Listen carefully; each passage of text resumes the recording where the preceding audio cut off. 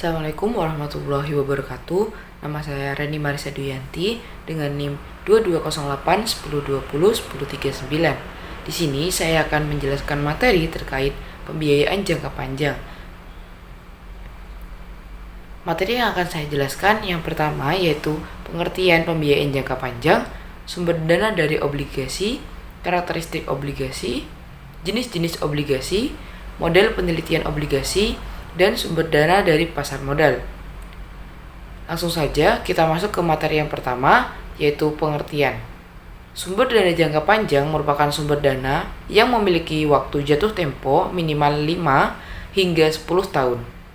Sumber dana jangka panjang dapat diperoleh melalui utang dan modal. Salah satu bentuk pendanaan melalui utang adalah melalui obligasi atau bond, sedangkan sumber dana dari modal adalah melalui penerbitan saham.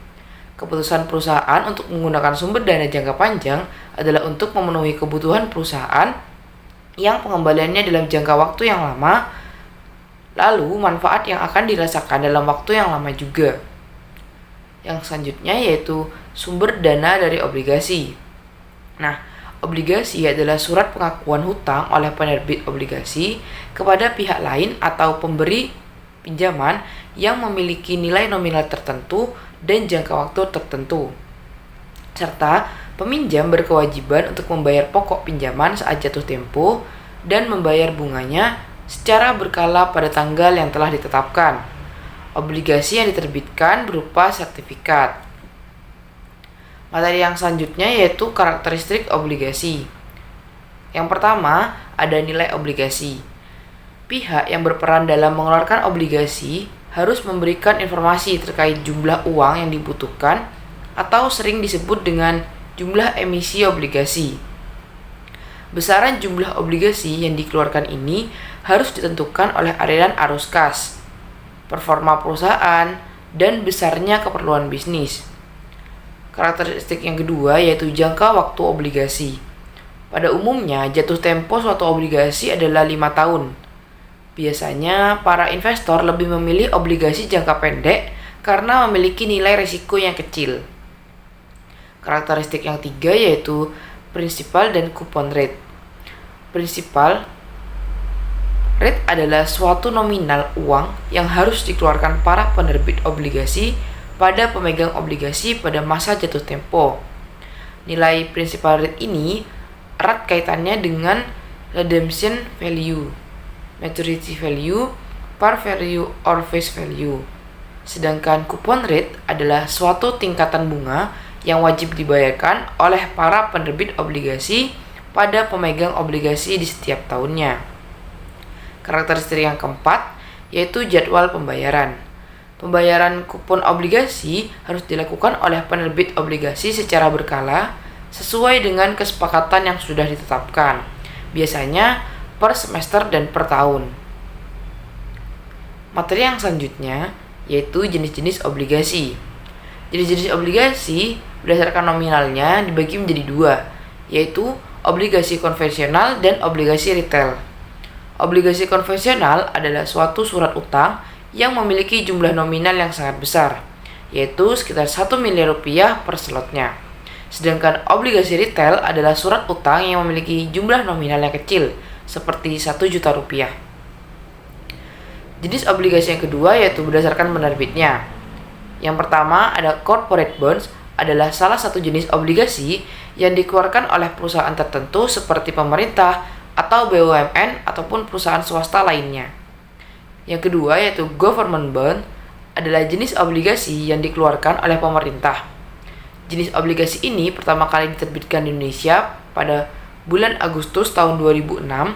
Namun, obligasi pemerintah Indonesia pun terbagi lagi menjadi 4 bagian, yaitu obligasi negara retail Indonesia atau ORI, suku retail, saving bond retail atau SBR, dan suku tabungan atau ST.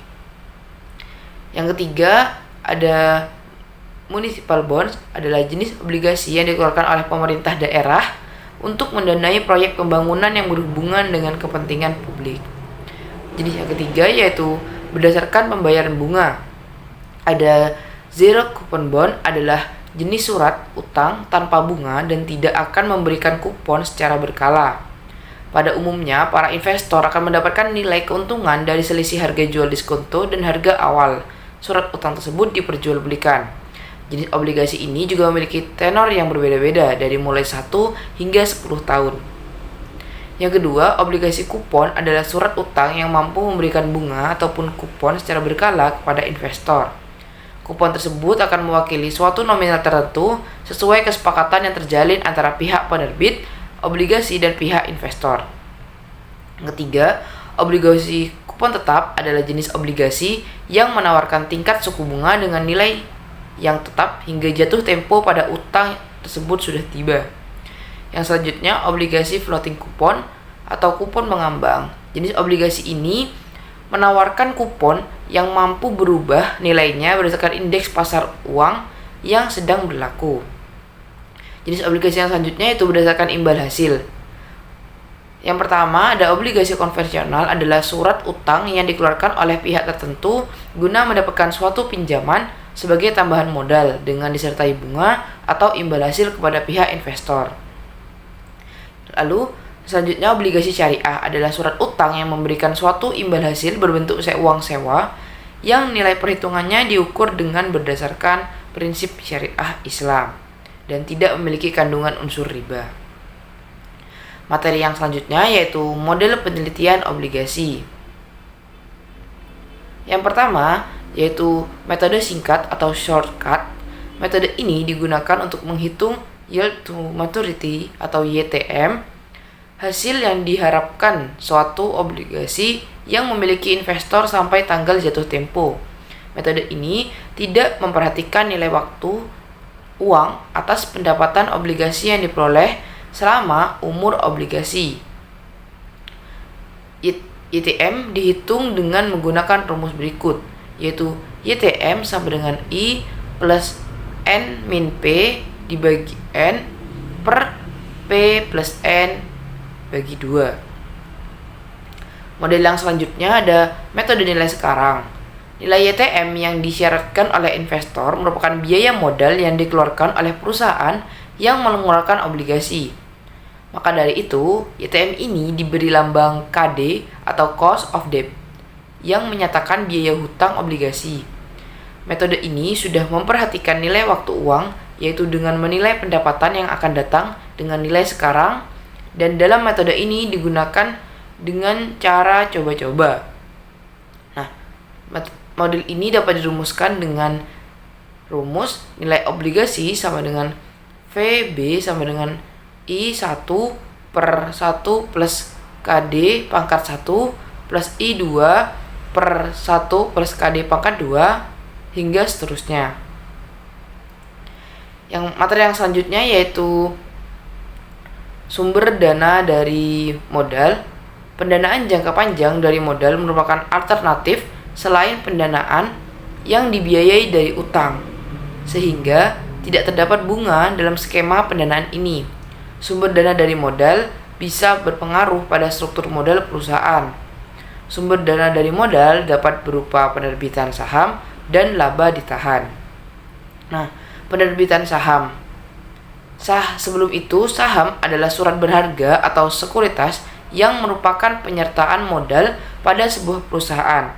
Perusahaan bisa menerbitkan saham, kemudian saham tersebut dibeli oleh investor. Pembeli tersebut otomatis akan menjadi bagian dari pemilik perusahaan. Dana yang diperoleh dari hasil penjualan saham tersebut yang akan menjadi sumber pendanaan bagi perusahaan. Penerbitan saham berarti mengajak pihak lain untuk berbisnis dengan perusahaan. Oleh karena itu, laba yang dihasilkan nantinya akan dibagikan kepada pemegang saham secara adil melalui pembagian dividen atau jika dibagikan, pemegang saham berhak mendapatkan bagian dari laba perusahaan tersebut. Yang selanjutnya ada laba ditahan. Laba ditahan dapat menjadi alternatif dalam mendapatkan sumber dana jangka panjang perusahaan. Laba ditahan ini merupakan sumber dana jangka panjang yang berasal dari internal perusahaan. Laba ditahan adalah bagian atau seluruh laba yang dihasilkan perusahaan di periode sebelumnya. yang nantinya akan digunakan kembali untuk membiayai kebutuhan perusahaan. Laba ditahan bisa dipilih apabila manajemen dan pemegang saham tidak menginginkan perusahaan tersebut mengadakan utang ataupun menambah saham baru. Laba ditahan dalam jumlah yang besar bisa digunakan untuk aktivitas investasi perusahaan dalam melakukan kegiatan, atau paling tidak laba ditahan ini bisa mengurangi dana yang dibutuhkan oleh suatu perusahaan jika melakukan suatu kegiatan dalam jangka panjang. Dengan demikian, kebutuhan dana dari sumber pendanaan yang lain ini tidak terlalu besar. Oke, mungkin sekian penjelasan materi tentang pembiayaan jangka panjang. Terima kasih. Wassalamualaikum warahmatullahi wabarakatuh.